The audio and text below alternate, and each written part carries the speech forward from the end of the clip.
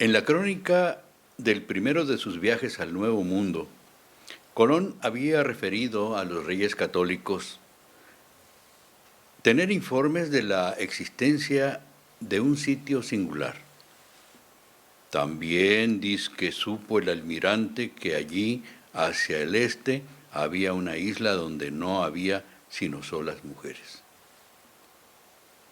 Dijéronle los indios que por aquella vía hallaría la isla de Matinino, que dizque era poblada de mujeres sin hombres, lo cual el almirante mucho quisiera, por llevar, dizque a los reyes 5 o 6 de ellas, pero dudaba que los indios supiesen bien la derrota, y él no se podía detener por el peligro del agua que cogían las carabelas.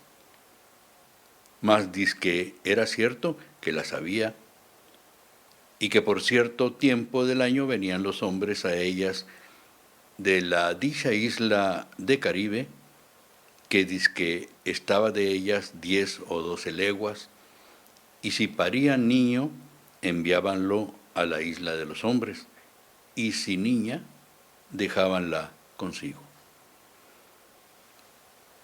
En 1524, y en su cuarta carta de relación, Cortés comunicó al emperador tener noticias de una isla situada en la Mar del Sur.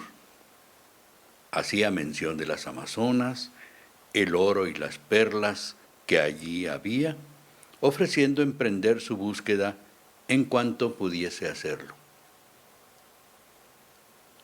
Y entre la relación que de aquellas provincias hizo, trajo nueva de un muy buen puerto que en aquella costa se había hallado, de que holgué mucho porque hay pocos, y asimismo me trajo relación de los señores de la provincia de Cihuatán, que se afirman mucho haber una isla toda poblada de mujeres, sin varón alguno, y que en ciertos tiempos van de la tierra firme hombres, con los cuales han acceso, y las que quedan preñadas, si paren mujeres las guardan, y si hombres los echan de su compañía, y que esta isla está 10 jornadas de esta provincia, y que muchos de ellos han ido allá y la han visto. Dícenme asimismo que es muy rica de perlas y oro.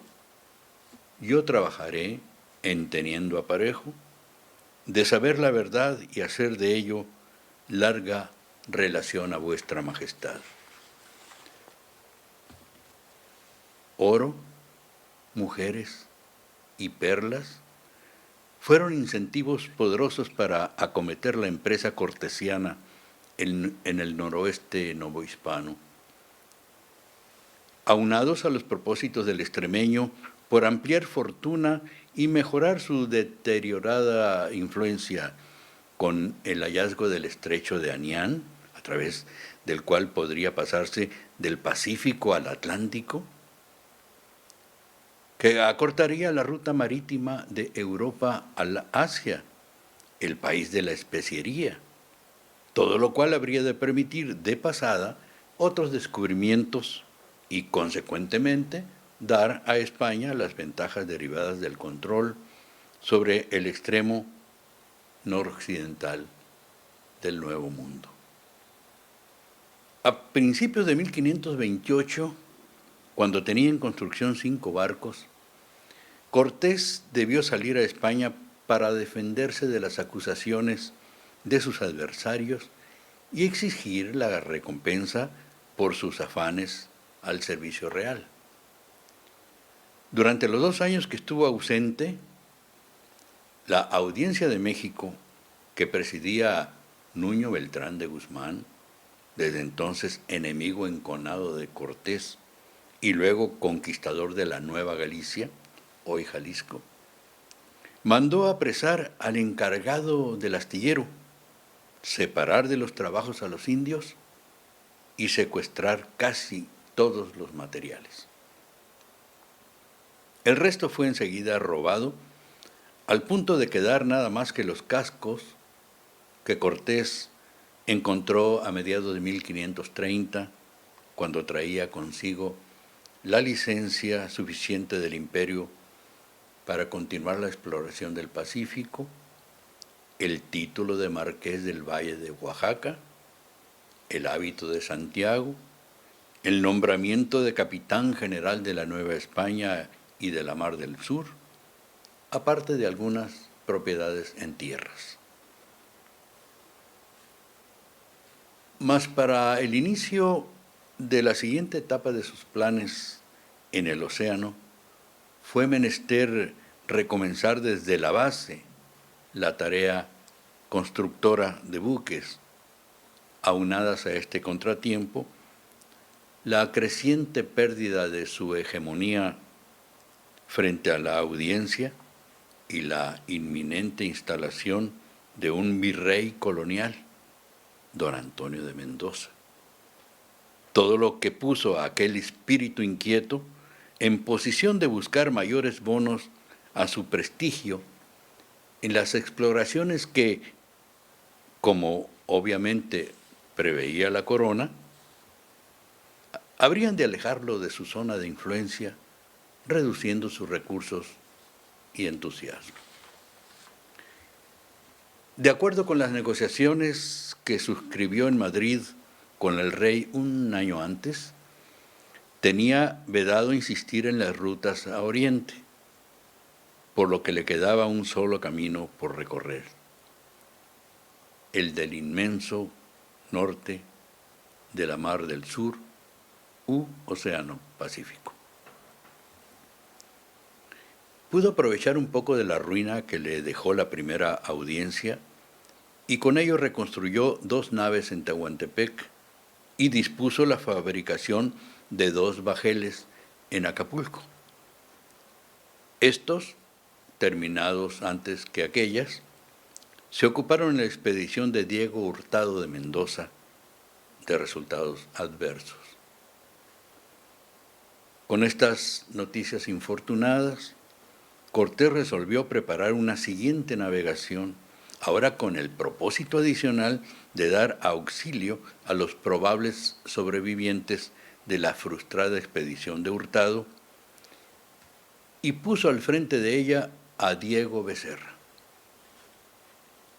La nave capitana era la Concepción, comandada por Becerra y piloteada por el vizcaíno Fortún Jiménez, quien además era un excelente cosmógrafo.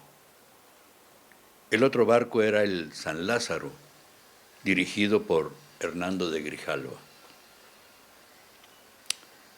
Salieron de Manzanillo el 30 de octubre de 1533 y la noche de esa misma jornada los sorprendió una tormenta que apartó para siempre a las 2 naves.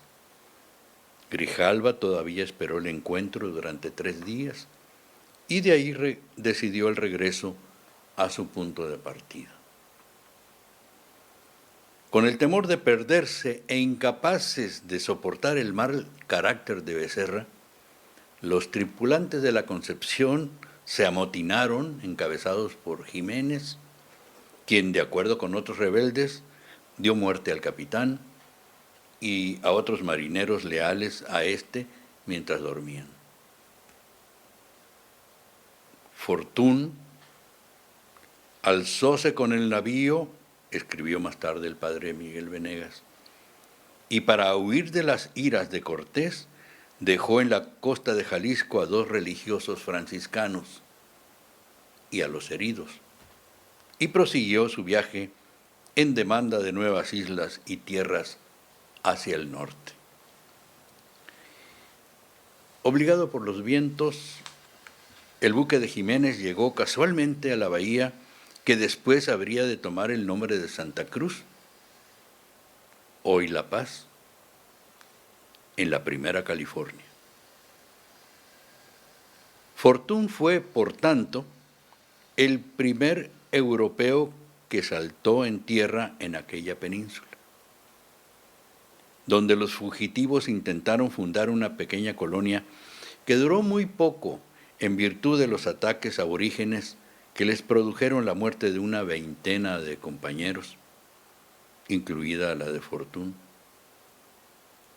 Los que pudieron levaron anclas y arribaron a las playas de la Nueva Galicia, donde Nuño Beltrán de Guzmán secuestró la embarcación, apresó a sus ocupantes y se apropió de las perlas obtenidas en la nueva tierra.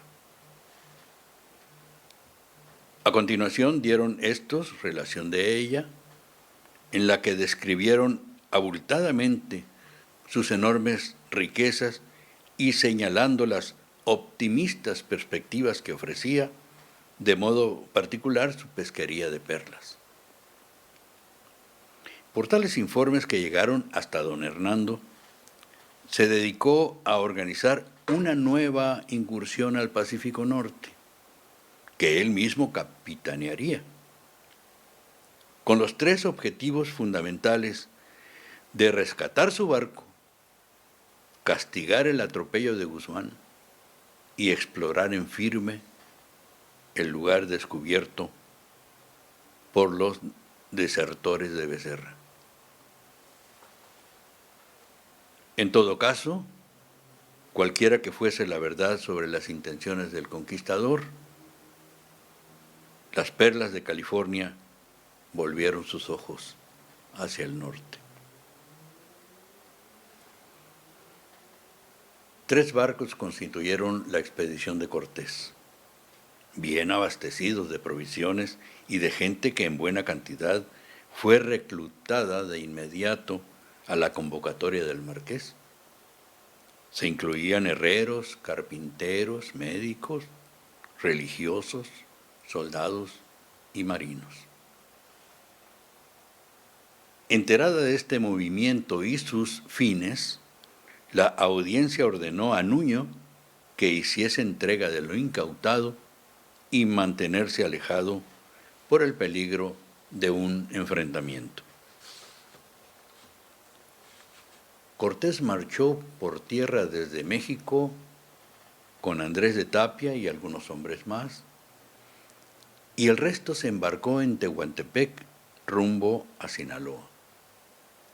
El Concepción se halló varado y en estado imposible para navegar.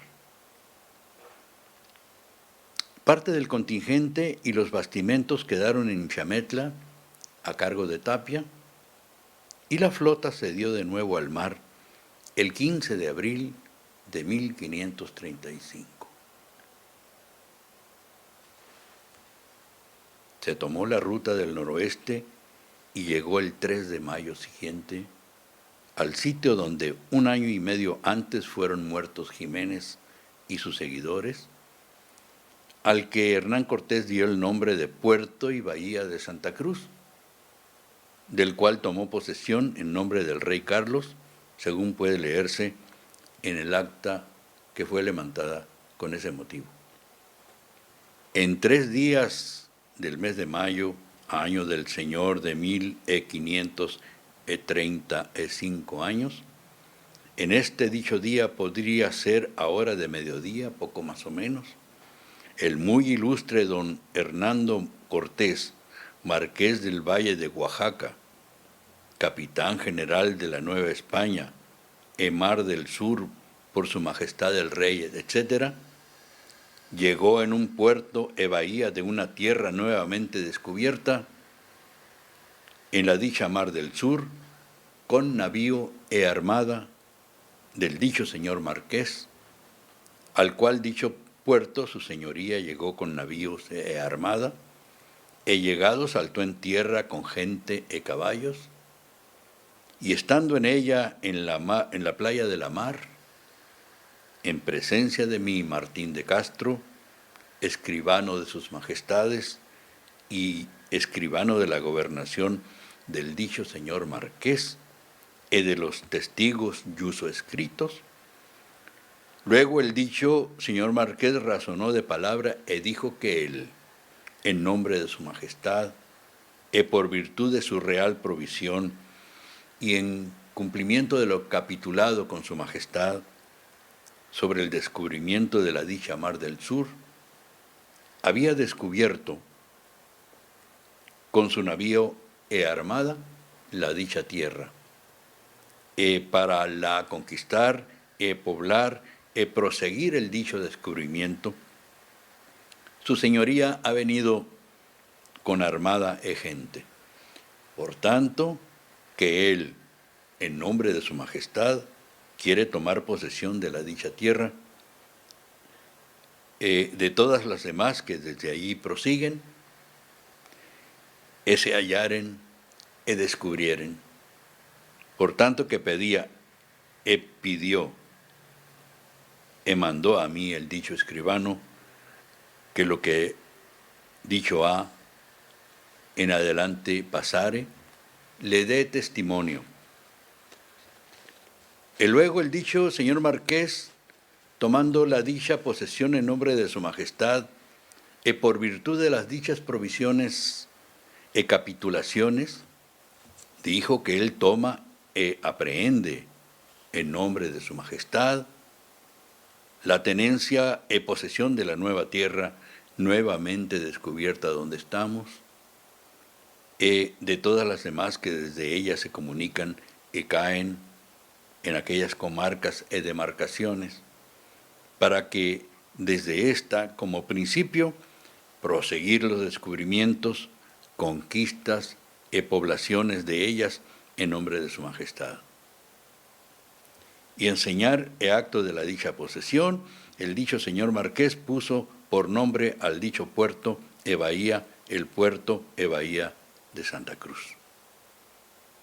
Ese anduvo paseando por la dicha tierra de una parte a otra, echando arenas de una parte a otra, con su espada dio en ciertos árboles que allí estaban, mandó a la gente que allí estaba, le tuviesen por gobernador de su majestad, de aquellas dichas tierras, hizo otros actos de posesión. Y ansí estando su señoría, dijo que él en nombre de su majestad, por virtud de las dichas provisiones y capitulaciones, se tenía y tuvo por apoderado y entregado en la tenencia y posesión de esta dicha tierra en que estamos, con todas las demás a ella cercanas y comarcanas, y que en proseguimiento del dicho descubrimiento descubriese e hallare, como protestación de proseguir la conquista y población de ellas, todo lo cual pasó pacíficamente, sin contradicción alguna de persona alguna, que por ende estuviese ni pareciese. El dicho señor Marqués lo pidió por testimonio, yo, el dicho escribano, le di lo susodicho, según lo que ante mí pasó, que es hecho en el dicho día, mes, año, susodichos. Testigos que fueron presentes a lo dicho, que es el doctor Juan González de Valdivieso, alcalde mayor, Juan de Jasso, Alonso de Navarrete, Fernando Arias de Saavedra, Bernardino del Castillo, Francisco de Ulloa, otros muchos del dicho ejército armada. Yo, Martín de Castro, escribano de sus majestades de la dicha gobernación presente, fui a lo susodicho, lo hice escribir, lo hice aquí mío signo a tal en testimonio de verdad. Martín de Castro, escribano. La llegada de don Hernán a California aquel 3 de mayo de 1535, en que tomó posesión del puerto y bahía de Santa Cruz, hoy La Paz, en el extremo sur de la península noroccidental de México, tuvo varios ingredientes provechosos. Fue trazado el primer mapa de esta tierra, que a partir de entonces comenzó a recibir el nombre de California y pasó a formar parte de la historia, la geografía y la cultura universales. En carta fechada el mismo mayo de 1535 a Cristóbal de Oñate, le informó que, con la priesa que tuve en mi partida, no os escribí desde luego del puerto del Espíritu Santo, y agora en esta no se ofrece más que haceros saber que llegué a este puerto y bahía de Santa Cruz, día de Santa Cruz de Mayo, por cuyo respecto se le puso este nombre. Reconocí la tierra el 1 de mayo, días de los 2 apóstoles, y porque en la parte que reconocimos era en la más alta sierra de esta tierra, se le puso por nombre Sierra de San Felipe. En este mismo día descubrimos una isla que está cerca de esta tierra que se llamó Santiago, y luego vimos otras dos, que la una se llama Isla de San Miguel y la otra de San Cristóbal.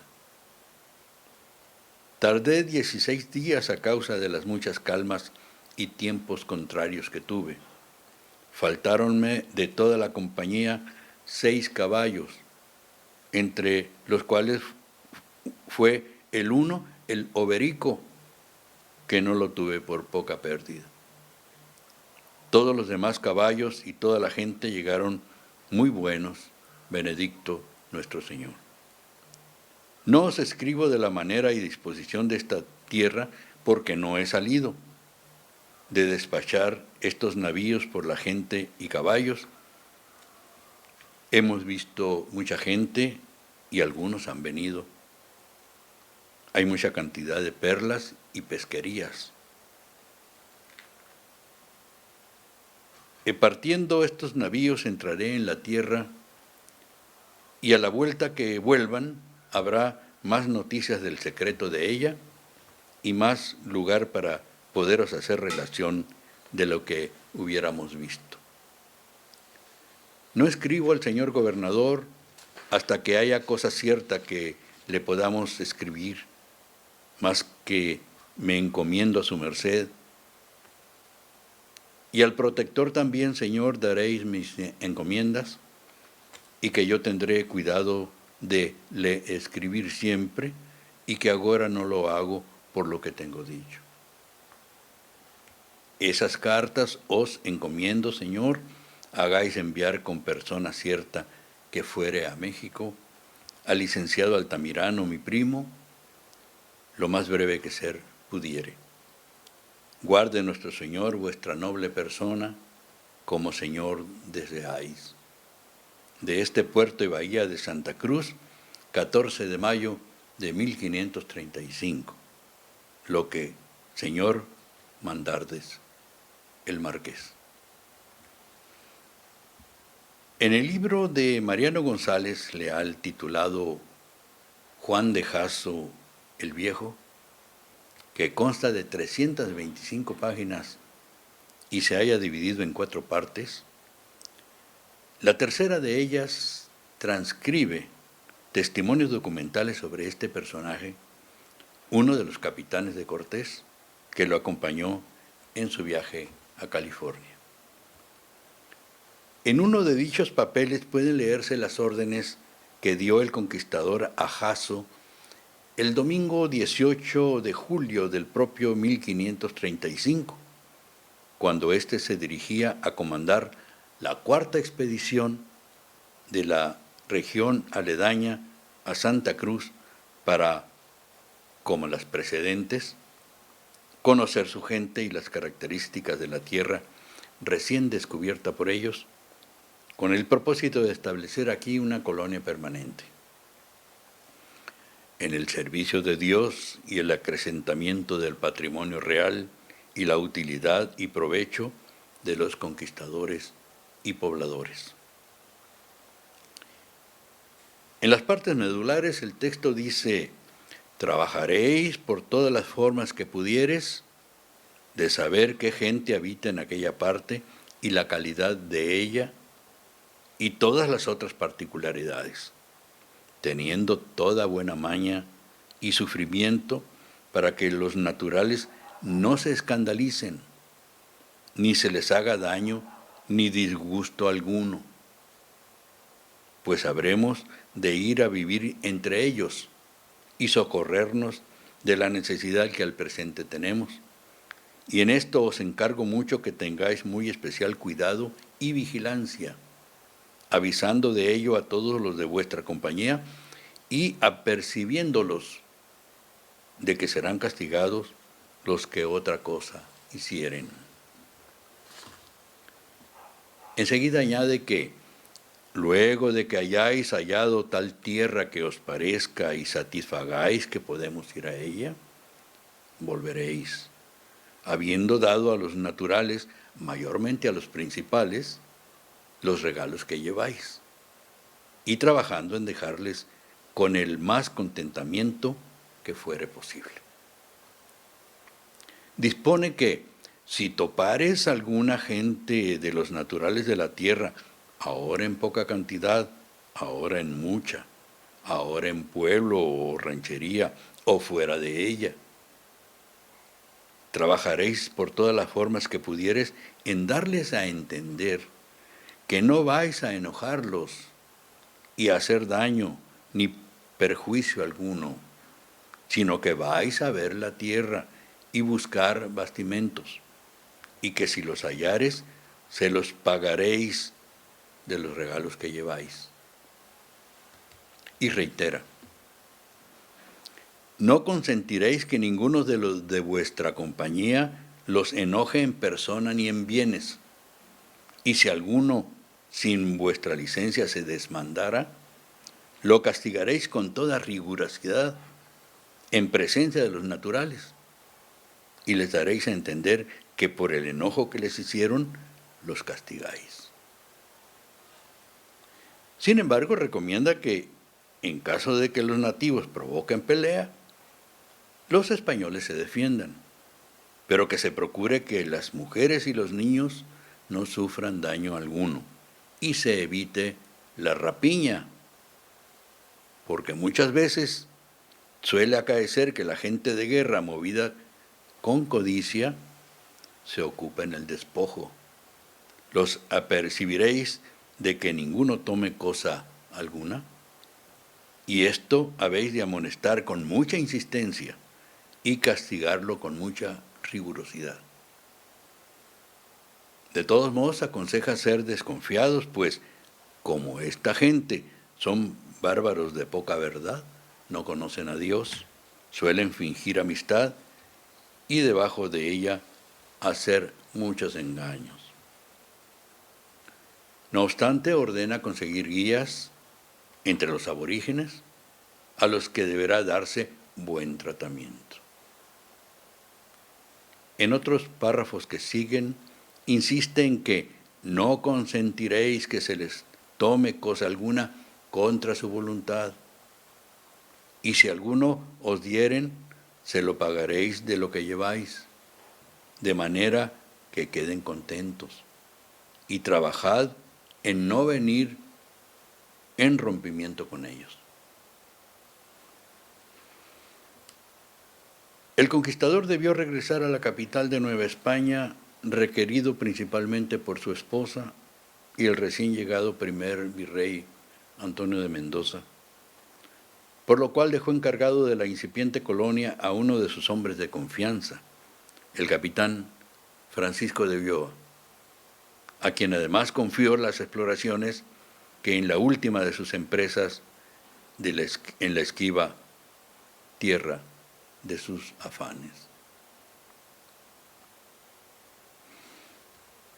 El 8 de julio de 1539 zarpó Francisco de Ulloa de Acapulco al mando de 3 embarcaciones, una de las cuales fue separada del resto en el mar y no se le volvió a localizar. Así que la expedición tuvo que contar solo con la Santa Águeda y la Trinidad. Subieron por la costa de los actuales estados de Michoacán, Colima, Jalisco, Nayarit y Sinaloa. De ahí se dirigieron al ya conocido puerto de Santa Cruz, hoy La Paz, desde el arribo del propio Cortés 4 años antes, al que habían previamente acordado como punto de reunión. A principios de septiembre de ese mismo 1539, salieron de Santa Cruz a reanudar el viaje con un californio a bordo, en funciones de intérprete. Llegaron a la contracosta un poco al norte de Culiacán y siguieron hasta encontrarse con el fondo del Golfo, al que bautizaron como Ancón de San Andrés y Mar Bermeja, de donde le viene esa otra designación con que es conocido el seno californiano. Buscaron un canal por el cual pudiesen proseguir en sus naves al norte, que obviamente no hallaron, y continuando debieron avanzar por el litoral oriental de la California, cuya peninsularidad quedó así demostrada por primera vez, pues no vieron salida al mar abierto, sino hasta después de haber regresado a Santa Cruz, lo que ocurrió el 19 de octubre de ese 1539.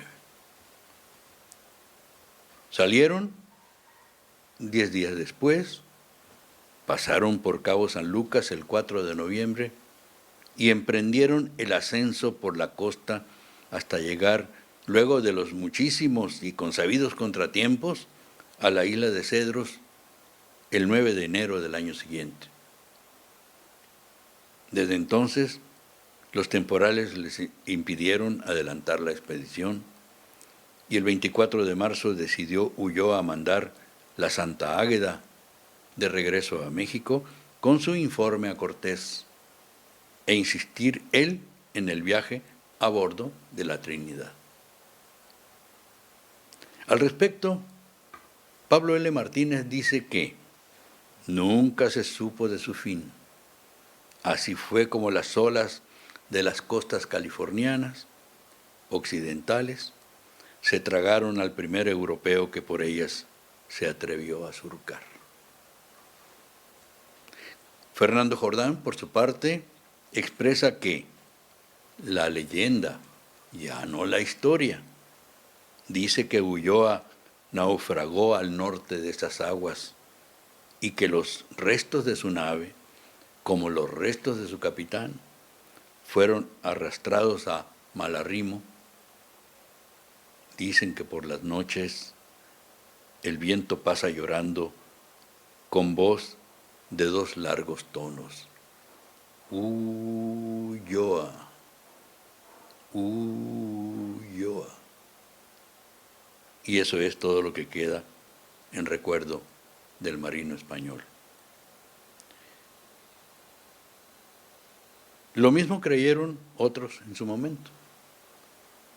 Pero el historiador español don Luis Navarro García publicó su libro Francisco de Ulloa, explorador de California y Chile austral, en el cual corrige fundamentalmente el error y demuestra que Ulloa volvió a España después de sus andanzas californianas.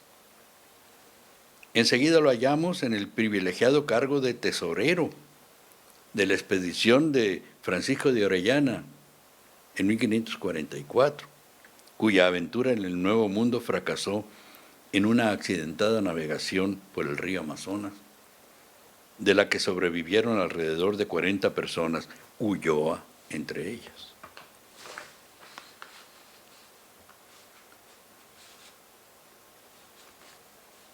Más tarde, este se incorporó a las empresas de Pedro de Valdivia, el fundador de Chile.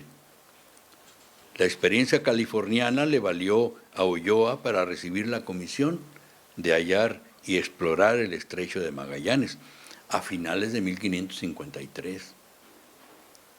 Murió en Chile en 1571, probablemente en un duelo, sin dejar descendencia, a la edad de 62 años. 31 después de que supuestamente había perdido la vida en manos de los indios californios. Cabe añadir finalmente que la supervivencia de Ulloa, luego de su aparente desaparición en la península de California, ya ha sido consignada brevemente por Miguel León Portilla en su Cartografía y Crónicas de la Antigua California. Francisco Preciado acompañó a Francisco de Ulloa como piloto en su navegación a esa parte de Nueva España en 1539 por encargo de Hernán Cortés. Y de ese viaje produjo para la historia lo que se conoce como su relación, especie de recuento a la par que testimonio de acontecimientos dignos de recordación. Entre otros asuntos igualmente relevantes de esa crónica, sobresale el hecho de que en ella aparece en 3 ocasiones la denominación de California, lo que parece ser la más antigua designación en referencia a la península. Antes de continuar, permítaseme una breve digresión literaria. En uno de los relatos del libro de Carlos Fuentes, El Naranjo, el escritor hace decir a Martín Cortés, hijo del conquistador y de la primera de sus mujeres amerindias, doña Marina, la Malinche, que su padre dejó atrás el mundo de intrigas y papeleos que siguió a la conquista para lanzarse a Honduras primero y luego al descubrimiento de la tierra más estéril del mundo. Esa larga costa del Mar del Sur, donde no encontró, como acaso lo soñaba, ni el reino de las 7 ciudades de oro, ni los amores de la reina Calafia, sino arena y mar. Y agrega, ¿cómo no iba a sentirse humillado cuando de regreso de las Californias, el torvo y cruel Nuño de Guzmán le prohibió el paso por las tierras de Jalisco? A este respecto, Fuentes resultó por una parte injusto y por la otra inexacto. Es difícil creer que don Hernando, oriundo de Extremadura, región ibérica de pobres recursos naturales que forzaron a las grandes emigraciones de su territorio desde la Edad Media, pudiese haberse referido a California, la primera, como la tierra más estéril del mundo, donde halló solo arena y mar. Más cierto es que, si bien no encontró las 7 ciudades de Cíbola, Quivira y El Dorado, ni a Calafia, en especial porque sabía a la perfección que ésta era un personaje de una novela de su época, su intento de casi 11 meses por establecerse en ella se frustró no por infecundidad de la tierra, sino por ausencia de agricultura y de asentamientos humanos, así como por la resistencia de los nativos a la dominación, a pesar de que éstos no sufrieron ningún tipo de violencia de Cortés y su gente. Y sí, en cambio, los guaycuras dieron muerte a varios hombres y caballos. La imprecisión consistió, a mi juicio, en lo referente a la supuesta prohibición de Nuño Beltrán de Guzmán.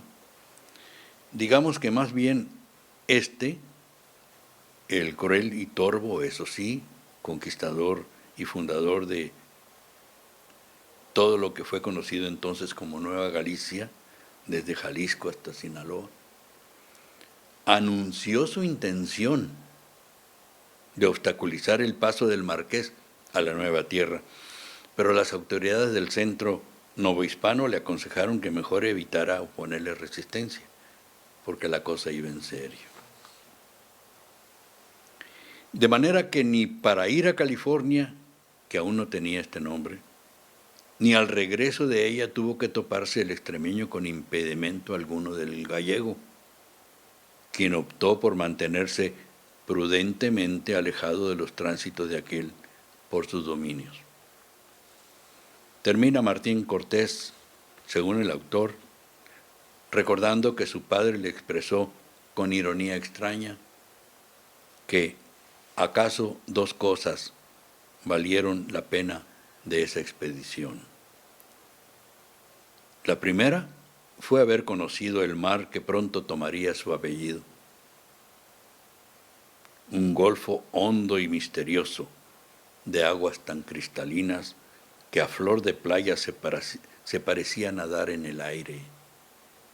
Si no fuera por la multitud de peces plateados, azules, verdes, negros y amarillos que jugueteaban veloces a la altura de las rodillas de los soldados y marinos, encantados de encontrar ese paraíso placentero. Contradicción y paradoja de las que está llena la historia de la California mexicana. Se preguntaba si era isla, si península, si conducía en verdad a las regiones de riqueza prometidas por las leyendas de su tiempo. Lo que al fin de cuentas tenía sentido, confesó, era su hallazgo del desierto y el mar, los cactus inmensos y el mar transparente, el sol redondo como una naranja. ¿Era todo aquello la tierra más estéril del mundo? Otro asunto es que el cielo le niegue la lluvia, como dijo Fernando Jordán. Licencias son pues de la literatura histórica a que pertenece la presente hazaña imaginística de Carlos Fuentes, que muchos celebramos mediante esta reseña que publicó la revista Nexos en su número mensual de mayo de 1993.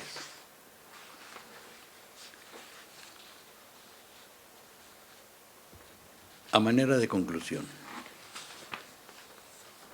en un congreso efectuado en abril de 2019, precisamente en la ciudad de Medellín, ciudad cuna de Cortés, de don Hernán, todas las exposiciones, menos una, la de este cronista, se enfocaron a ver el conquistador desde la perspectiva de la conquista de México Tenochtitlan y dejaron fuera de todo análisis las tareas que realizó después de ese acontecimiento, que fue importante, pero descontextualizado de todo lo que emprendió posteriormente el conquistador. Y los días 6, 8 y 9 de mayo de 2019 se llevó a cabo en la UNAM un coloquio de especialistas en materia tan relevante, donde casi nada nuevo se dijo, hasta donde nos hemos enterado. De ahí captamos una frase interesante del doctor Manuel Chávez por parte del INA. Aunque ha permeado la idea de que España se quedó estancada en el medievo, Hernán Cortés es muestra del hombre del Renacimiento. Conocía obras latinas. Era un estratega en cuanto a relaciones político-jurídicas, las que sabrá utilizar en el momento indicado. Pero también incorporó el conocimiento indígena, su bagaje sobre el territorio y la naturaleza de ese nuevo mundo. Por nuestra parte, podemos añadir que el Hernán Cortés, que llegó a California, lo hizo con al menos 16 años de experiencia personal, tortuosa en varios casos, en su trato con indígenas, que en esta nueva empresa le indicaron el camino de la concordia para obtener frutos más convenientes a sus empeños. Tal visión del conquistador legitima que el mar interior peninsular y otras formas de conmemoración como calles e instituciones lleven también su nombre. Lo mismo podría sugerirse para otras formas de reconocimiento a un personaje fundamental del pasado mexicano en sentido amplio y californiano de modo particular. Y sería tal vez buena manera de intentar la reconciliación del amerindio y el español que todavía luchan en el interior de la sangre de los mexicanos, integrada por la de ambos, aunque ello aún sea inadmisible para muchos.